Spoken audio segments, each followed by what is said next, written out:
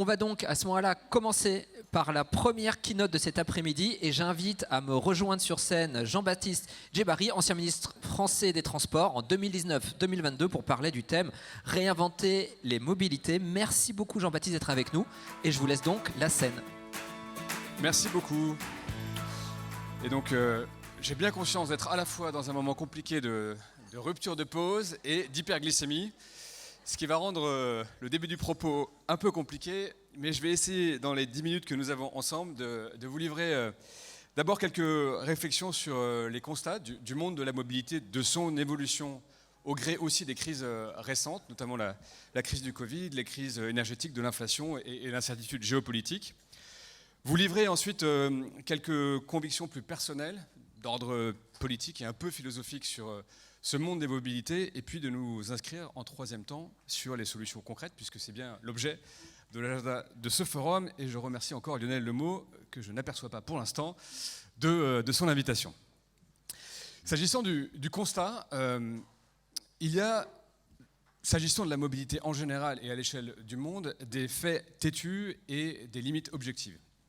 Le premier fait têtu, c'est évidemment que la démographie parle, et que dans le monde, des centaines de millions d'individus, des classes moyennes vont émerger. Alors c'est évidemment moins le cas en Europe, qui est déjà de ce point de vue-là un marché mature, mais c'est évidemment déjà le cas en Chine, c'est le cas demain en Inde, en Indonésie, c'est évidemment le cas après-demain en Afrique.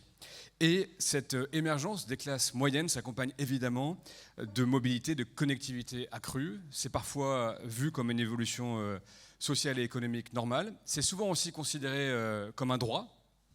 Et c'est parfois revendiqué comme un rattrapage vu comme nécessaire au regard de l'évolution, en tout cas de ce qu'ont pu pratiquer les puissances occidentales il y a maintenant une soixantaine d'années.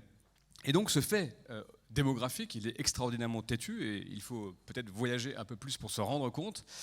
Mais les limites à la mobilité et à son développement sont, elles, tout aussi objectives. Et j'en vois au moins 4 que je partage avec vous. La première, c'est évidemment la pollution, et vous le savez, les mobilités, c'est environ 20 à 30, mettons 25% des émissions de gaz à effet de serre à l'échelle du monde. Et c'est évidemment le poids historique des carburants fossiles qui encore aujourd'hui alimentent nos moyens de transport. La deuxième limite, c'est celle du coût. Alors à la fois du coût individuel, je pense que chacun ici souffre au moment de refaire son plein en ce moment. On s'est même d'ailleurs habitué à avoir des prix extraordinairement hauts par rapport à ce qu'on a pu connaître dans un passé encore récent. Et puis c'est un coût aussi à l'échelle collective. Je pense à tous ces débats que je considère comme étant des mauvais débats sur les transports gratuits. Et j'y reviendrai peut-être un peu dans l'agenda des solutions, mais je pense qu'il faut là aussi ne pas se payer d'illusions. Les transports collectifs sont toujours des choix politiques, toujours des choix très subventionnés.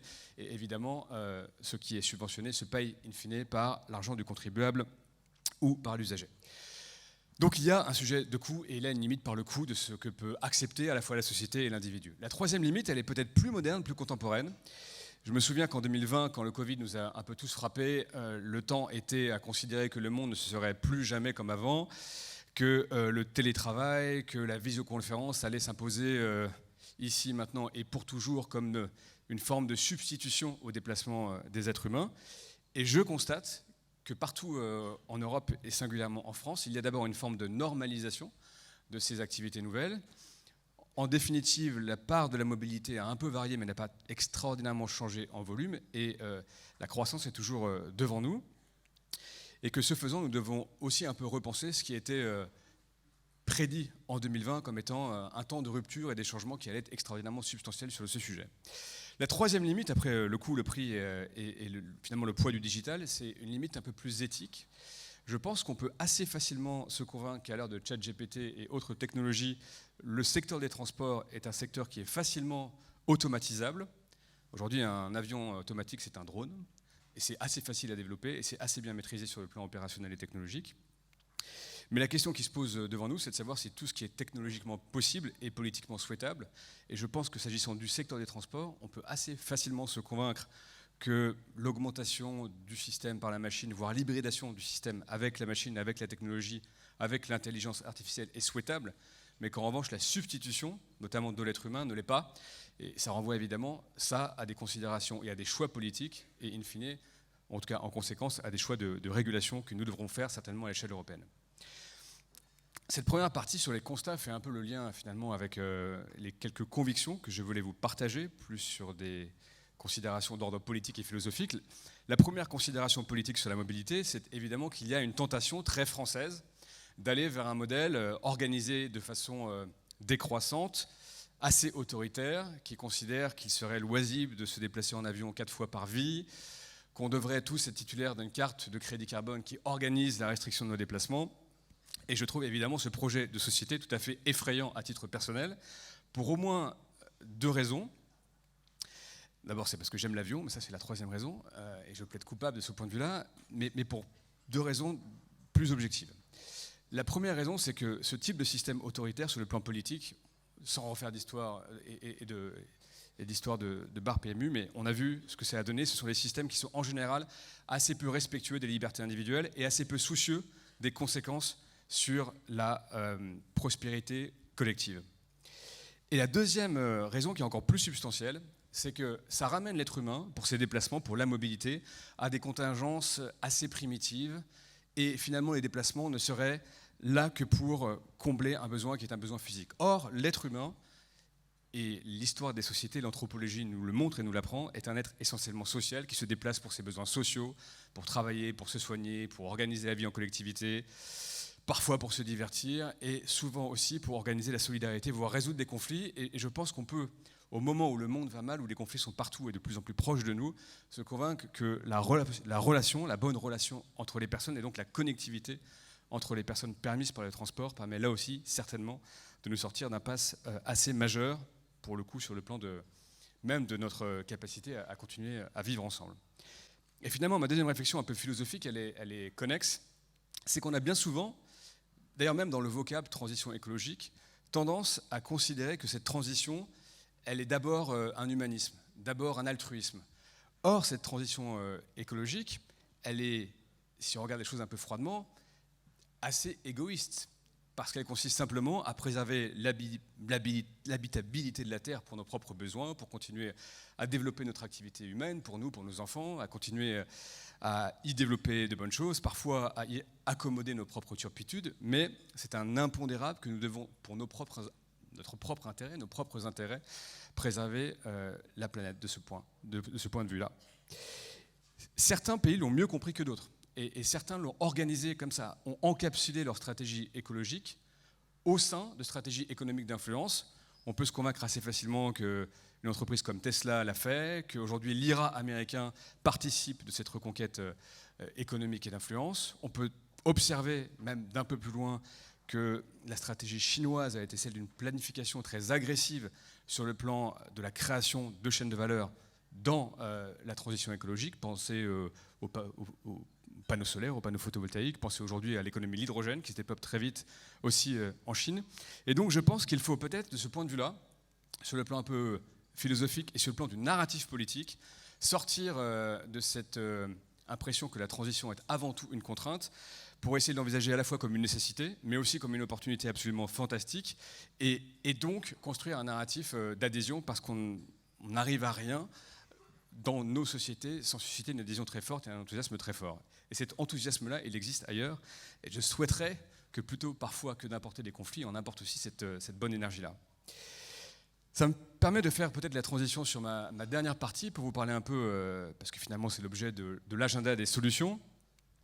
Et si on se situe dans le cadre que j'ai situé, en tout cas essayé de dessiner précédemment, avec des faits objectifs, avec des limites objectives, avec une acceptation, ou en tout cas une appréciation que nous voulons nous situer dans un cadre de démocratie et de préservation des libertés individuelles notamment, alors je pense qu'il faut essayer d'organiser un peu notre action en 3 temps. Le premier temps, c'est certainement celui d'essayer d'avoir le plus d'impact là où c'est, non pas le plus facile, mais le plus nécessaire. Et alors, vous le savez, dans les transports, aujourd'hui, plus de 75% des émissions sont générées par le transport terrestre. Et donc, le maître mot, et vous l'avez un petit peu évoqué ce matin, c'est évidemment l'électrification de tout type de véhicules, les voitures, évidemment, les camions, les camionnettes, bref, l'électrification de la route en général. Mais l'histoire récente nous apprend qu'il faut aussi nous départir de 2 dogmes.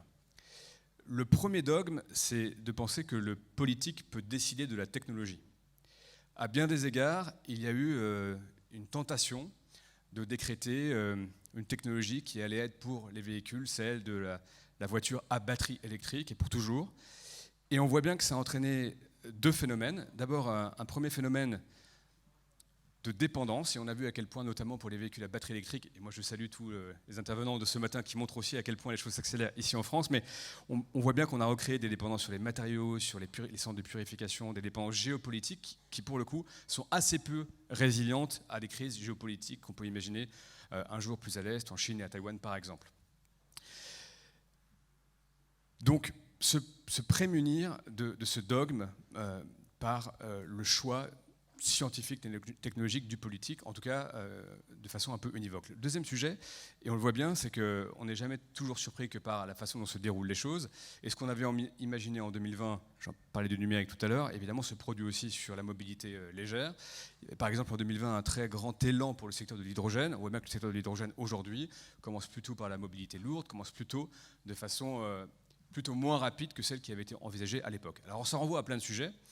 Mais je pense qu'il faut simplement apprivoiser cette transition dans sa diversité, se dire qu'on va être doté d'un bouquet technologique, qu'on va avoir évidemment le véhicule à batterie électrique, l'hydrogène pour la mobilité lourde, qu'on va avoir évidemment aussi du biogaz, qu'on va avoir un poids du rétrofit qui va être important et d'autres technologies alternatives de transition qui vont nous permettre, de façon peut-être plus rationnelle, plus raisonnée, plus incrémentale, d'organiser cette transition sur le plan économique, social et technologique.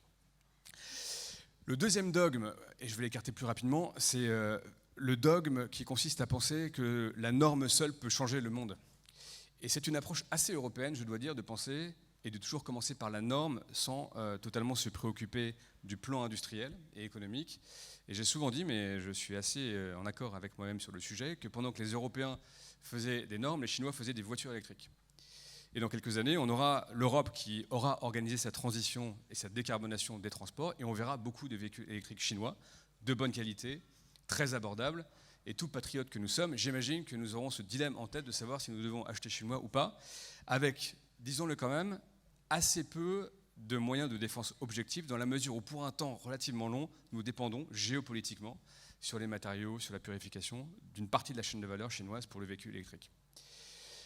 C'est à mon avis sur ces sujets les deux grands dogmes que nous devons écarter.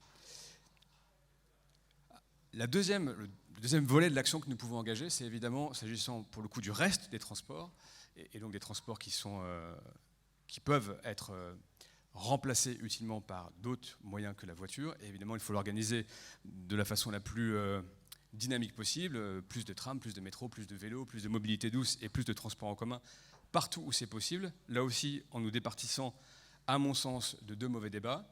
J'en parlais un petit peu, le débat sur les transports gratuits.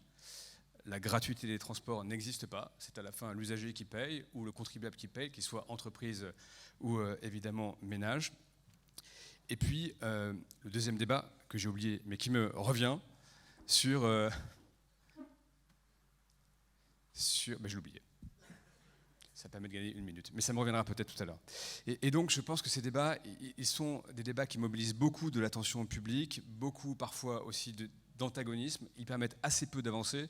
Et le monde des transports, c'est fondamentalement un monde de complémentarité entre les différents modes de transport, le TGV, l'avion, le transport terrestre et d'autres modes de transport. Et je pense qu'on gagnerait politiquement beaucoup plus à les articuler plutôt qu'à les opposer. Mon troisième point, et qui sera mon dernier point, c'est un point d'optimisme et d'enthousiasme sur le siècle qui s'est maintenant bien ouvert, nous sommes à peu près au quart du siècle, mais qui renferme d'extraordinaires opportunités pour créer, pour inventer et pour le faire en français et en européen.